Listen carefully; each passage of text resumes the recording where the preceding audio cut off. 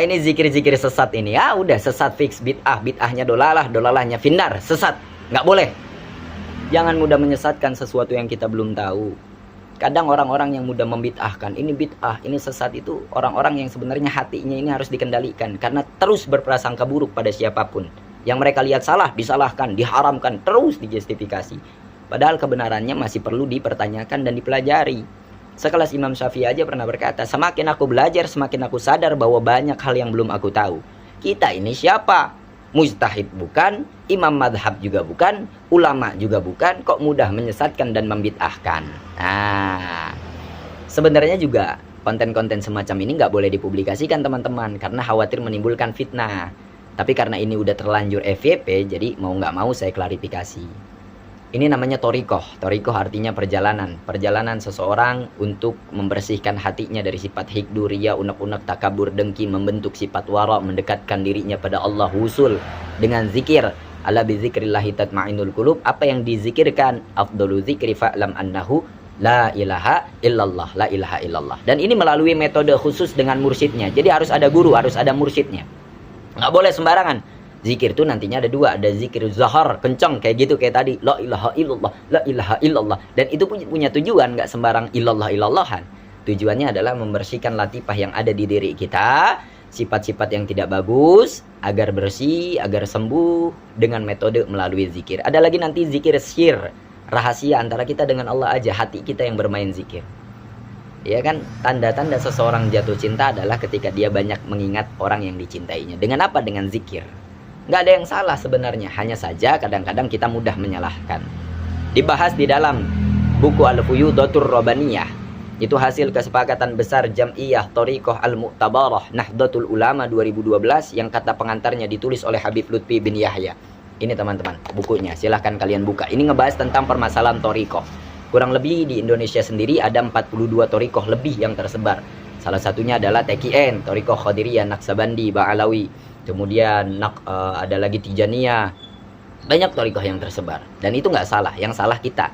Karena kita belum tahu tapi mudah menyesatkan. Jadi begini. Kita bahas satu persatu. Hukum masuk thariqah itu apa sih Kang? Maka dibahas dalam Al-Fuyudatur Rabbaniyah. Hukum masuk thariqah itu kalau tujuannya untuk membersihkan hati, menghilangkan sifat-sifat yang tidak baik, mendekatkan diri pada Allah dengan wusul melalui metode zikir yang bersanad sampai ke mursyid, maka hukumnya adalah wajib sebagaimana wajibnya menuntut ilmu. Kalau tujuannya hanya sekedar zikir agar memiliki zikir khusus, itu sunnah. Kalau udah pernah dibaiat, jadi dibaiat oleh guru, membuat perjanjian dengan guru, maka hukum zikir jadi wajib. Karena wajibnya daripada perjanjian di awal baiat tadi. Jadi tergantung kita pernah dibaiat atau tidak, kita punya mursyid atau tidak, kita hanya sekedar zikir atau bukan. Dan zikir thariqah itu harus punya guru teman-teman, nggak boleh sembarangan.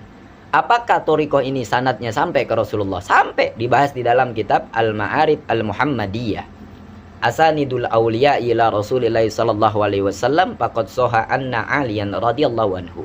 Sanadnya para aulia, mursyid-mursyid thariqah, ulama-ulamanya Allah, itu sama halnya seperti Sayyidina Ali yang sampai kepada Rasulullah sallallahu alaihi wasallam.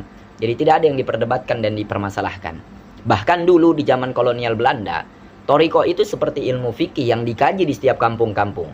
Kenapa thariqah seolah-olah menjadi hal yang, wah ini kayak baru nih, wah ini sesat nih, gini. Karena memang dulu kebanyakan mursyid thariqah itu ada yang dibunuh, ada yang diasingkan, ada yang dipenjara. Seperti Syekh Muhammad Ali, bapaknya Syekh Nawawi Mandaya, itu pernah diasingkan gara-gara semua santrinya pada saat itu membelot dari Belanda, menghancurkan jajahan Belanda. Banyak lagi lah ulama-ulama Allah, mursyid-mursyid yang diasingkan bahkan dibunuh teman-teman untuk membela tanah air kita Republik Indonesia tentunya. Dan tujuan thariqah itu apa sih Kang sebenarnya? Tadi sebenarnya udah saya bahas, tapi takut kurang puas.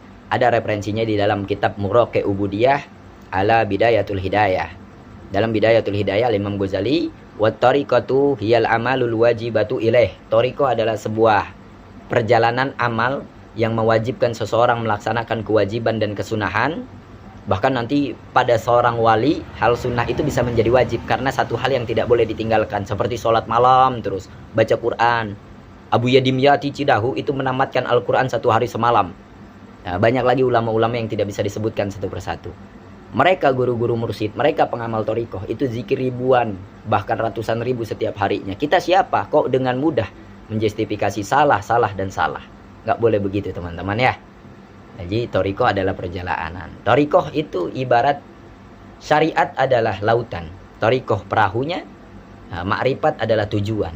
Bagaimana seseorang akan sampai pada tujuan tanpa menggunakan perahu di atas kapal yang di atas lautan yang sangat luas? Maka perlulah kapal untuk menjadi pendorong kita sampai pada tujuannya. Sebenarnya ini ucapan yang mudah-mudahan dimengerti lah, karena saya buat sesingkat sepadat mungkin dan diperjelas sejelas-jelas mungkin bahwa begini loh, ini loh, begini loh. Jadi jangan seuzon lagi ya teman-teman. Wallahu a'lam bishawab. Yang jadi permasalahan satu lagi, kalau ada orang yang mengaku bertorikoh, ada orang yang mengaku bermakrifat, mengaku usul, mengaku pernah bermimpi dengan Nabi, mengaku inilah itulah dengan keistimewaannya, tapi dia nggak sholat, tapi dia nggak puasa di bulan Ramadan, itu namanya jindik. Jangan diikuti, itulah yang sesat. Wallahu a'lam.